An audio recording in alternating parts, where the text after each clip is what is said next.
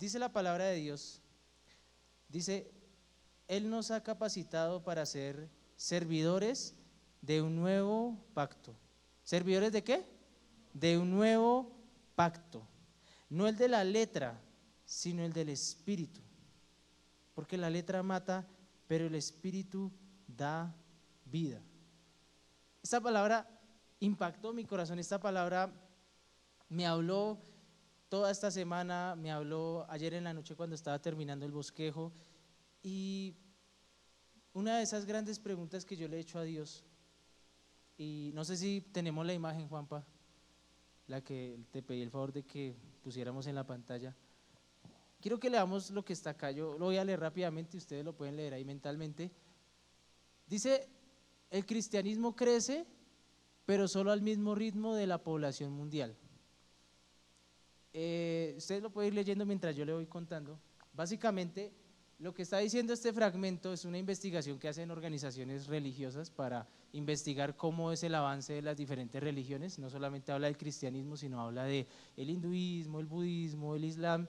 Y dice que a principios del siglo XX, el siglo XX es más o menos los años 1900 en adelante, dice que el 34% del mundo era cristiano.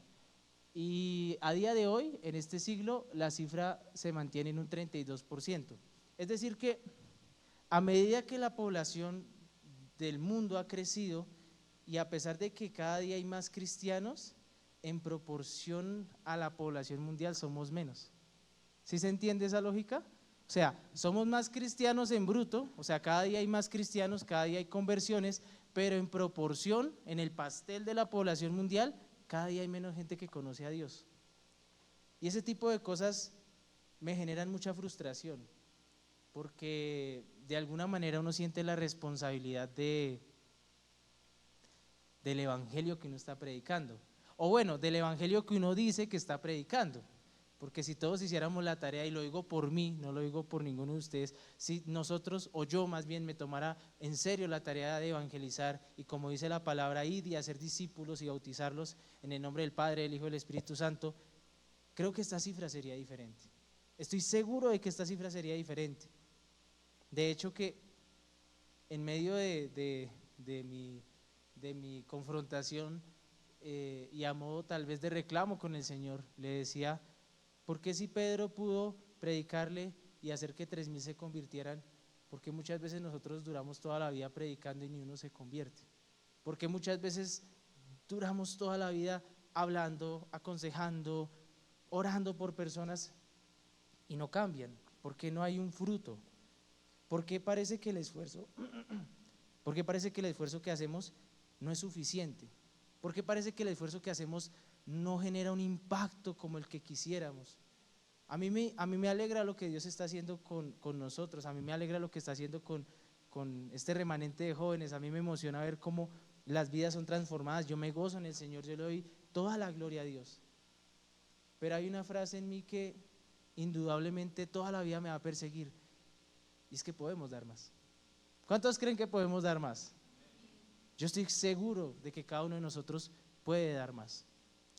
Porque la palabra dice en 2 Corintios capítulo 3 verso 6 que Él nos ha capacitado para un nuevo pacto. Y ese nuevo pacto no es el pacto de la ley. Cuando la palabra se refiere a la letra, está refiriéndose al antiguo pacto, está refiriéndose a la ley, a la Torá, a la ley judía, ¿sí? Que nos juzgaba conforme a nuestras obras. Y luego el Señor cambió ese pacto por el pacto del Espíritu. El pacto de la gracia, el pacto en el que ya nosotros no somos los que nos ganamos la salvación, sino fue el sacrificio perfecto de Jesús el que nos salvó, el que genera esa intercesión, el que hace que delante de Dios, aunque seamos lo peor de este mundo, somos justos delante de Él. Y no porque seamos justos realmente, no porque hayamos cambiado nuestra vida, no porque seamos perfectos, solamente porque Él se entregó por nosotros. Y pensaba en muchas cosas así, ¿no? Pensaba en ¿por qué si ya no tenemos que hacerlo en nuestras fuerzas? ¿Por qué si ya no nos tenemos que ganar la salvación a punta de esfuerzo, a punta de continencia, a punta de dominio propio? ¿Por qué nos cuesta tanto compartir esta hermosa verdad? ¿Por qué nos cuesta tanto llevar ese fruto? Me pasó en la universidad, me pasó cuando estaba en en mi época universitaria que siempre trataba de hablar de Dios con mucha diplomacia, y esas de esas situaciones que generan esa impotencia porque son cosas que ya no podemos devolver, pero pensaba que muchas veces como que los ambientes, las personas de alguna manera generan como intimidación, generan temor, generan pánico y limitamos la obra del Espíritu Santo. De hecho lo hablábamos con Pipe, hay un grupo de cristianos que limita al Espíritu Santo porque hacemos muy poco, porque decimos ya no hay sanidades, ya no hay milagros, ya no hay liberaciones, y tenemos otro grupo de personas que hacen una locura si supuestamente es el Espíritu Santo y uno dice no, tampoco es por ahí. Entonces yo decía, ¿qué tenemos que hacer? ¿Cuál es el esfuerzo que tenemos que alcanzar? ¿Cuál es la medida de fe que deberíamos tener? ¿Qué es lo que deberíamos hacer como hijos e hijas de Dios para alcanzar esa plenitud, para alcanzar ese fruto? Para que, como dice la palabra, no solamente seamos oidores, sino hacedores, que como dice en 2 de Corintios, Él nos capacite. ¿Qué tenemos que hacer para que seamos de tal manera capacitados que ya no nos dé miedo predicar? Que ya no nos dé temor ir a un hospital y declarar sanidad sobre un enfermo, o tal vez un familiar que está enfermo y decir, eres sano en el nombre de Jesús. El pastor lo decía ayer, la enfermedad es cautividad, porque nos limita, porque nos lastra, porque queremos hacer muchas cosas, pero ay, me está doliendo, ay, me siento mal, ay, no puedo, no puedo, quiero, pero no puedo. Y me recuerda ese versículo que Pablo dice, el pecado que no quiero hacer, ese es el que termino haciendo. Y pienso cuántas veces la situación de cautividad, cuántas veces tantas situaciones externas afectan el llamado que Dios tiene para nosotros. Quiero que vayamos por favor al Evangelio de Juan en el capítulo 9. Vamos a leer una historia donde el Señor trató con mucha paciencia de ilustrarme, porque realmente se tomó mucho tiempo para enseñarme esto y no lo entendía. Honestamente no entendía qué era lo que Dios me quería decir a través de esa historia. Pero en medio de tanta confusión y de tanta reclamación, el Señor como que me abrió el cerebro y me dijo, mire, tome todo esto, se lo voy a dar a usted. Porque realmente fue así, el Señor empezó a hablar, el Señor empezó a decirme, a mostrarme ese misterio, a mostrarme lo que Él quería hacer, y dije, wow, Dios es tremendamente bueno. ¿Cómo se llama el mensaje del día de hoy?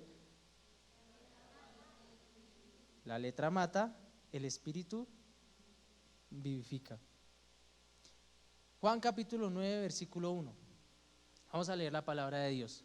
Dice así: a su paso, Jesús vio a un hombre que era ciego de nacimiento. Y sus discípulos le preguntaron, Rabí, ¿para qué este hombre haya nacido ciego? ¿Quién pecó? ¿Él o sus padres? Ni él pecó ni sus padres, respondió Jesús, sino que esto sucedió para que la obra de Dios se hiciera evidente en su vida. Mientras sea de día, tenemos que llevar a cabo la obra del que me envió. Viene la noche cuando nadie puede trabajar. Mientras esté yo en el mundo, luz soy del mundo. Dicho esto, escupió en el suelo, hizo barro con la saliva y se lo untó en los ojos al ciego, diciéndole, ve y levántate en el estanque, ve y lávate en el estanque de Siloé, que significa enviado. El ciego fue y se lavó, y al volver ya veía. Voy a tratar de ser lo más concreto posible en esta enseñanza. Quiero ser muy claro con lo que Dios nos quiere enseñar, porque lo que decía Mauricio hace un rato es verdad, el Señor quiere ministrar hoy los corazones. Y era algo que iba a hacer porque el Señor quiere que vayamos a otra dinámica de reino, a otra dinámica en el Espíritu. Porque inevitablemente, si somos hijos de Dios, no podemos conformarnos con lo que estamos viviendo en este momento. Por eso la palabra dice, no se conformen a este siglo. ¿Alguna vez se han preguntado por qué la palabra dice no se conformen a este siglo? Porque puso una época entera. Porque pudo haber dicho no se conformen a esta situación, no se conformen a este año, no se conformen a este mes. No, puso no se conformen a este siglo. Porque el autor sabía que el ser humano no vive más de eso.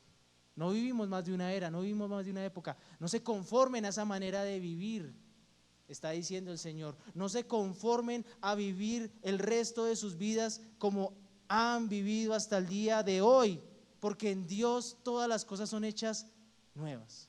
Amén. El primer punto es: la letra mata y enferma, el espíritu vivifica y sana. Vamos a ir a Juan capítulo 9 otra vez.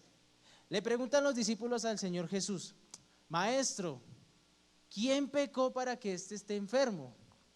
¿Este o sus padres? ¿Y qué le dice el Señor Jesús? Ni este ni sus padres pecaron. ¿Saben qué es lo que hacía la ley judía antes? ¿Se acuerdan de la historia de Job? Job, el hombre que pasó cantidad de pruebas, que Dios lo guarde a uno de pasar por esas pruebas. Y llegan los amigos de Job y le dicen: oiga, hermano, usted algo hizo mal, usted algo está haciendo mal, usted le está poniendo los cachos a su mujer, usted le está haciendo conejo a alguien, usted se está robando la plata, usted tiene muchos burros, eso es por algo está haciendo mal. Y ellos están completamente convencidos de que ese hombre está haciendo algo mal y que por ese pecado él se merece lo que le está pasando. Estos hombres están diciendo lo mismo. Los discípulos, los que el Señor va a enviar después de que él muera, esas personas a las que él les está enseñando, llevan toda la vida viviendo bajo la ley, bajo la letra que mata. Y en ese momento le dicen: ¿quién pecó? Antes de pensar en cómo se sentirá vivir ciego, cómo se sentirá vivir en esa necesidad constante, dependencia, porque aunque esa persona no quiera, vive dependiente de otros, es vulnerable. ¿Alguna vez ha visto a un ciego caminar por la calle? Van con un bastón y así. ¿Por qué? Porque están limitados, ¿sí? Y sin ánimo de juzgar a un ciego, es una realidad. Pero estas personas no se detienen ahí a pensar: oiga, pobrecito, vamos a ayudarle, démosle para el almuerzo, alguno. Señor, ese man que hizo mal, ¿sí? Como a modo de chisme, ¿no? Porque ellos saben que es Dios. Dice: el Señor sabe qué pasó ahí. Y muchas veces nosotros queremos hacer eso con Dios, ¿no? Oiga, Señor, tú sabrás qué pasó con esa persona. ¿Será que es que está en pecado? Que es que uno lo ve como bajo de nota, uno lo ve como se para acá a predicar, se paran acá a cantar y se ve, no sé, ¿será que están en pecado? Señor, muéstrame. Y ese tipo de situaciones no son del Espíritu. ¿Por qué digo en el primer punto que la letra mata y enferma? Porque lo que estaban haciendo estos hombres que toda la vida vivieron bajo la ley no era propiciar la sanidad de este hombre, era propiciar el juicio sobre su vida. Porque si el Señor Jesús hubiese dicho: no, es que el man adulteró, no, es que los papás fornicaron, no, es que no sé qué, entonces hubieran dicho: ah, bueno, sí, eso le pasa por bobo, por pecador, eso le pasa. ¿Quién lo manda a haber hecho eso? De malas, y se van. ¿Y qué hacen? Nada. ¿Qué logran con eso? Nada. Pero afortunadamente había alguien diferente a ellos, el Señor Jesús. Y él sí quería sanar. ¿Y saben por qué? Porque el Espíritu de Dios estaba con él. Y eso es lo más tremendo de la palabra. En Juan capítulo 6, versículo 63, dice: el Espíritu da vida, la carne no vale para nada. Las palabras que les he hablado son espíritu y son vida. ¿Qué dice la palabra de Dios sobre la carne? ¿Qué dice la palabra de Dios sobre este cuerpo, sobre nuestra humanidad, sobre nuestra integridad física? Que no vale nada. No vale nada. Vivimos en esta tierra tal vez 80, 90, 100 años por mucho, y nos queda una eternidad. ¿Dónde será esa eternidad? Pues depende de las decisiones que tomemos. Pero lo que el Señor está diciendo después de eso es: las palabras que les he dado son espíritu y son vida. Porque Él quiere que trascendamos. Él no quiere que nos quedemos en lo obvio. Él no quiere que nos quedemos en lo evidente. Él no quiere que nos quedemos en lo lógico. Porque cada vez que veamos a alguien en una dificultad, la lógica, esa letra que tal vez no nos ha formado, pero que está ahí metida en nuestro corazón, esa necesidad de juzgar y de criticar y de compararnos a otros, nos va a decir: oiga, ese man, ¿qué habrá hecho? Ese man, ¿qué? Por algo está así. Pero hay un espíritu que da vida y nos dice: no se meta en lo que no lee. Ustedes lo dijeron, no yo. No se metan en asuntos que no les competen. Ya tenemos suficientes problemas nosotros, ya tenemos suficientes enfermedades nosotros, ya tenemos suficientes situaciones para tratar de solucionarle la vida a otro, tratándonos de meter en lo que no nos compete. Exacto. Muy bien, muy buena palabra. No se me había ocurrido, gracias. Primer punto, la letra mata y enferma, el espíritu vivifica y sana. Segundo punto, la letra mata y divide, el espíritu vivifica y une. Versículo 3, Juan 9:3. Dice el Señor Jesús: ni él pecó ni sus padres, respondió Jesús, sino que esto sucedió para que la obra de Dios se hiciera evidente en su vida. Es chistosa la palabra que Dios usa en este versículo, evidente, como si él pudiera evidenciar algo. No puede, porque no ve. Pero el Señor el Señor sabía que iba a ver al final, ¿no? Ni él pecó ni sus padres. El Señor Jesús rompe esquemas, constantemente está rompiendo esquemas, rompiendo pensamientos de hombres. Y es impresionante, porque ustedes ven lo que hizo el Señor Jesús, ¿sí? ¿Qué hizo el Señor Jesús en el momento en que decidió sanar a este ciego? Primero quebrantó el esquema religioso de sus discípulos y les dijo: no se metan en lo que yo no les he llamado a meterse.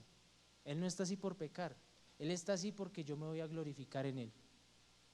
Y yo creo que muchos de nosotros estamos como ese hombre ciego, ¿sabían?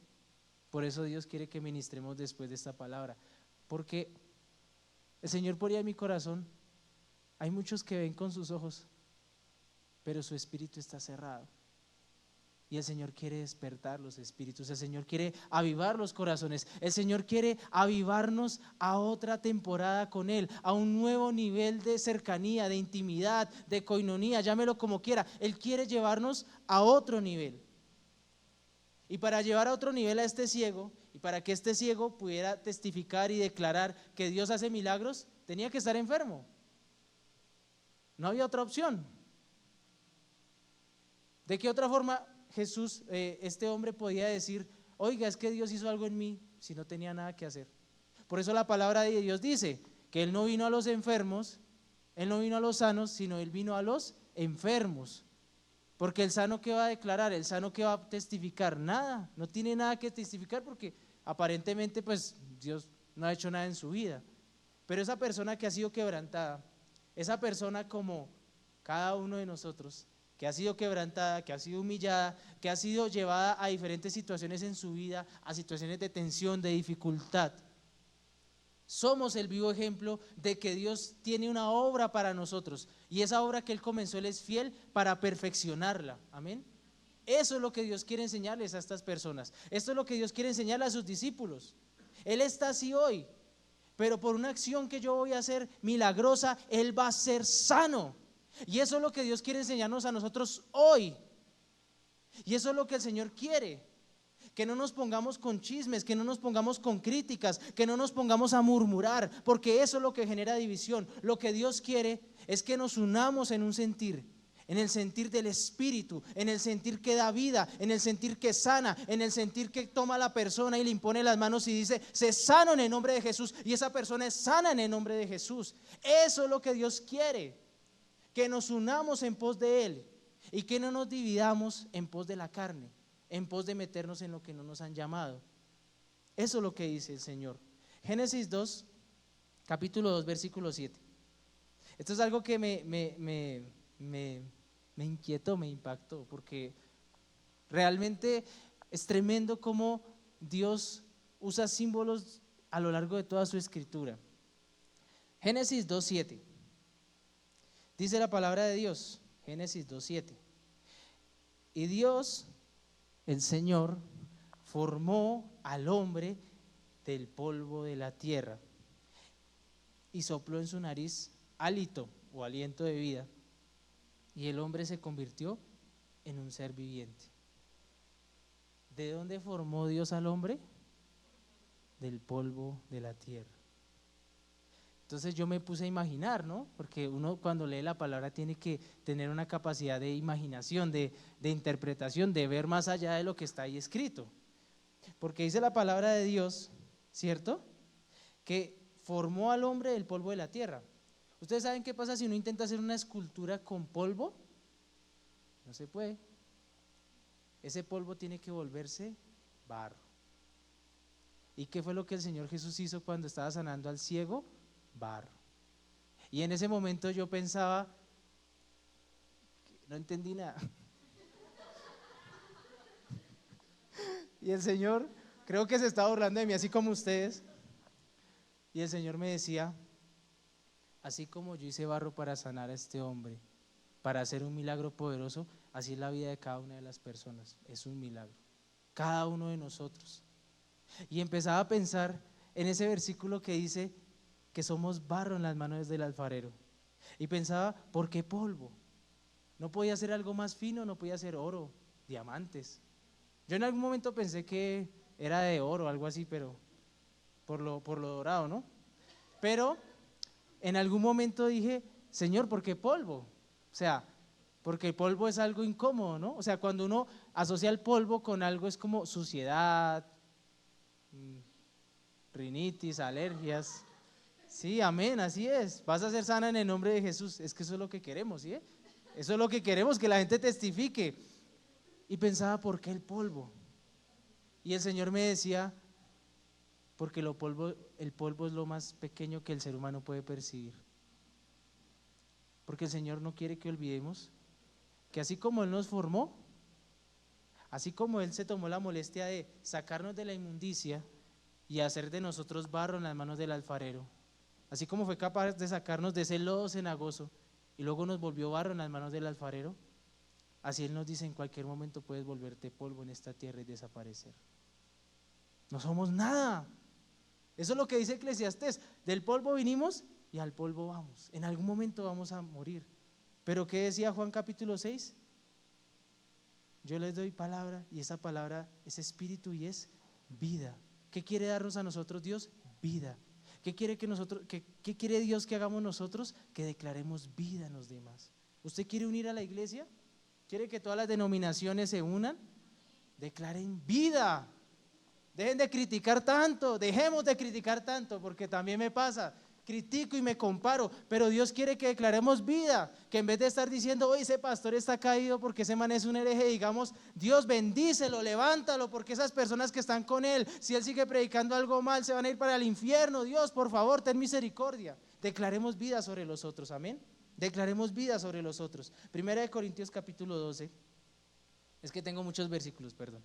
Primera de carta a los Corintios capítulo 12 versículo 13, que con esto quiero cerrar el punto.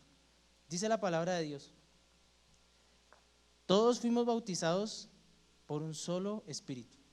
¿Por cuántos espíritus fuimos bautizados? Por uno solo, un solo espíritu. Por eso no puede haber división en la iglesia.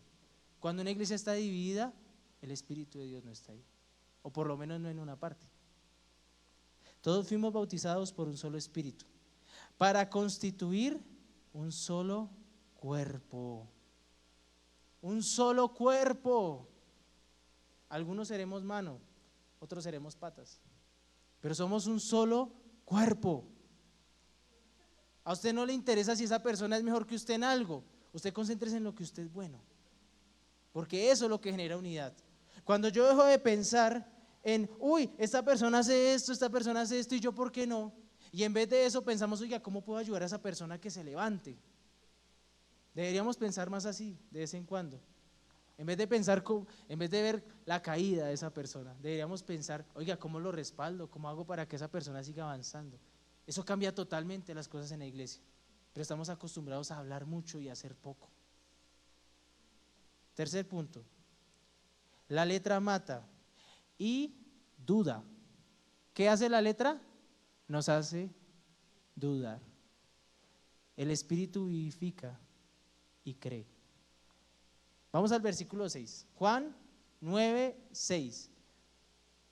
Dicho esto, escupió en el suelo, hizo barro con la saliva. Qué escena más maravillosa, el Señor haciendo barro con saliva. Hizo barro con la saliva y se lo untó en los ojos al ciego, diciéndole, ve y lávate en el estanque.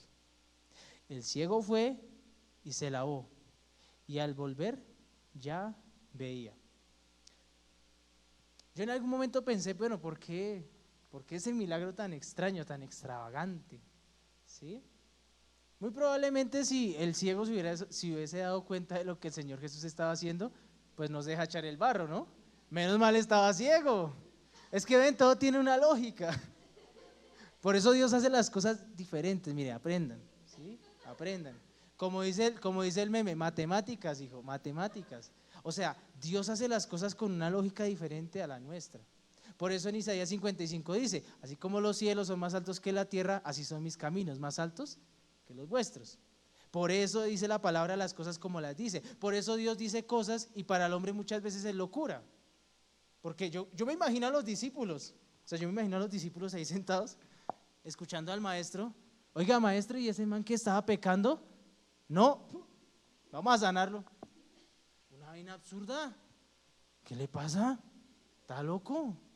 Yo hubiera hecho eso. O sea, usted, mire, un día, o sea, yo estoy en una reunión de liderazgo con el pastor y empezamos a pelar de alguien y a decirle, oiga, ese man, ¿por qué está así? Yo no sé, hermano, y empieza a escupir y no sé qué. Yo, no, este man se volvió loco. Piénselo de esa manera porque así fue.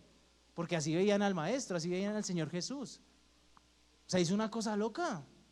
Y yo decía, pero Dios, ¿qué? Se le zafó algo al Señor. Y creo que el Señor hacía ese tipo de milagros de esa manera porque Él quiere que trascendamos de nuestros conceptos lógicos. No podemos hacer las cosas a nuestra manera. Eso era lo que el Señor me gritaba en el versículo, casi que no le entiendo, ¿verdad? Es que estaba sordo ese día. Y el Señor, que no lo haga a su manera, hágalo a la mía. No predique a su manera, hágalo a la mía. No ministre a su manera, hágalo a la mía. Y cuando el Señor escupió en esa tierra y me imaginé esa escena, dije, yo no puedo hacer las cosas a mi manera, tengo que hacerlo a la manera de Dios. Eso es lo que quiere Dios que hagamos. Eso es lo que Dios quiere hacer con los jóvenes, con la alabanza, con cada área de la iglesia. ¿Cómo logramos sanar a los enfermos? ¿Cómo logramos unir a esta iglesia? Haciendo las cosas como Él quiere. No hay que hacer nada más. Para eso nos dio este bendito libro, para que lo hagamos a su manera. Mateo 13:55. No voy a repetir el chiste del pastor de que con esta me despido, pero sí. Mateo 13:55. Esto es tremendo porque el Señor, o sea, yo por eso pienso que la palabra es tan rica porque muestra detalles y muestra historias que aparentemente no importan, pero para lo que Él nos quiere enseñar es tan valioso. Mateo 13:55. Mientras usted lo busca, voy a tomar un poquito de agua. Dice la palabra de Dios, ¿no es acaso el hijo del carpintero? ¿De quién estaban hablando estas personas? Ah, sí sabían. Del carpintero. No estaban hablando del Señor Jesús, estaban hablando del carpintero. De ese man, man pobre, man cochino, no, ese man que va a ser el Mesías. ¿No se llama su madre María y no son sus hermanos Jacob, José, Simón y Judas? ¿No están con nosotros todas sus hermanas? Así que ¿de dónde sacó todas estas cosas? El Señor Jesús estaba predicando en la sinagoga y estaba en su tierra natal, en Nazaret. Y estas personas, al ver el impacto de la autoridad del Señor Jesús, yo me imagino al Señor Jesús predicando y me imagino a ese hombre con todo ese carácter, con la autoridad, con el conocimiento, con la unción del Espíritu Santo. O sea, este man tenía todo el paquete. Ay, perdón, Señor. Y le predicaba a toda la gente con autoridad, con poder y autoridad del cielo. Y esta gente, en vez de decir, oiga, esa palabra es para mí, empezaron a ver lo superficial. Y dijeron, ¿no es acaso el hijo del carpintero? O sea, este man no tiene plata. O sea, rey, no plata, no rey. No tiene sentido, no tiene lógica. ¿Por qué? Porque la letra, otra vez volvemos a la letra, la ley, la religión les enseñó y les metió en la cabeza que para ser el Mesías tenía que tener caballos, tenía que tener ejércitos, tenía que tener plata, tenía que tener mujeres, todo lo que él no tenía. ¿Y ustedes creen que eso es casualidad, mis queridos amigos? Pues no, porque el Señor quería romper todos los esquemas religiosos de esas personas, así como Él quiere romper esos esquemas satánicos que se han metido en la iglesia y que nos dicen que para que la iglesia de Cristo se vea de esta forma y de esta manera, tiene que ser así, tiene que ser así, tiene que verse así, tiene que verse bonito, tiene que toda la gente verse bonita. Mentiras del diablo, son mentiras del diablo.